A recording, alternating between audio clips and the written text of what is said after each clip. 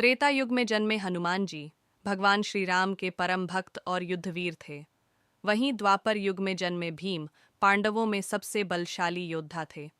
दोनों ही पवन देव के पुत्र थे और इसलिए दोनों को पवन पुत्र कहा गया। महाभारत काल में जब पांडव वनवास में थे, एक बार वे एक गहरे वन में ठहरे। वहीं एक सुंदर सरोवर था जिसमें सुगंधित कमल खिले थे। उनकी महक से द्रौपदी आकर्षित हुईं और उन्होंने भीम से कहा, मुझे वे कमल चाहिए। द्रौपदी की इच्छा पूरी करने के लिए भीम तुरंत निकल पड़े। मेष को कंधे पर रखकर वे घने जंगलों से होते हुए सरोवर की ओर बढ़ने लगे। रास्ते में अचानक उन्होंने एक बूढ़े वानर को देखा। वह वानर जमीन पर लेटा था और उसकी लंबी पूंछ रास्ता रोक रही थी। भीम ने कहा, हे वानर, अपनी पूंछ हटा लो, मुझे आगे जाना है।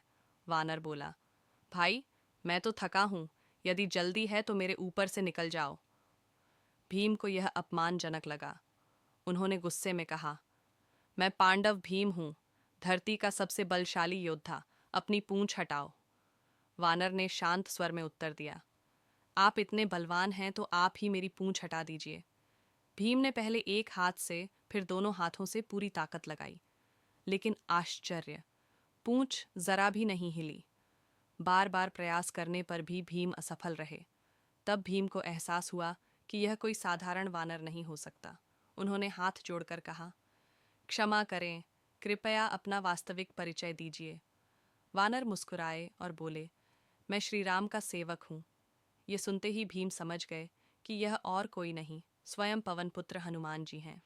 भीम ने उनके चरण पकड़ लिए और विनती की, हे प्रभु, मुझे अपने असली रूप में दर्शन दीजिए। तभी हनुमान जी ने अपना विराट स्वरूप प्रकट किया। उनका दिव्य और विशाल रूप देखकर भीम विस्मित रह गए। हनुमान जी ने कहा, भीम, हम दोनों पवन पुत्र हैं, इसलिए मैं तुम्हें बार बार भाई कह रहा था। फिर उन्होंने भीम को गले लगाया। भीम ने अनुभव किया कि उनके भीतर अपार शक्ति का संचार हो रहा है। भीम ने प्रार्थना की, प्रभु, कृपया महाभारत युद्ध में पांडवों का साथ दें। हनुमान जी बोले, भाई, मेरा युग अलग था, अब मैं युद्ध में नहीं उतर सकता, लेकिन मैं अर्जुन के रथ की ध्वजा पर विराजमान रहूंगा और तुम्हारी रक्षा करूंगा। महाभारत युद्ध और सचमुच महाभारत के युद्ध में अर्जुन के रथ की पताका पर हनुमान जी विराजमान रहे। उनकी उपस्थिति ने अर्जुन के रथ को अजेय बना दिया। यह प्रसंग हमें सिखाता है कि शक्ति तभी सार्थक है जब उसमें विनम्रता हो। अहंकार सबसे बड़े वीर को भी कमजोर बना देता है, जबकि भक्ति और नम्रता से ही सच्ची शक्ति मिलती है।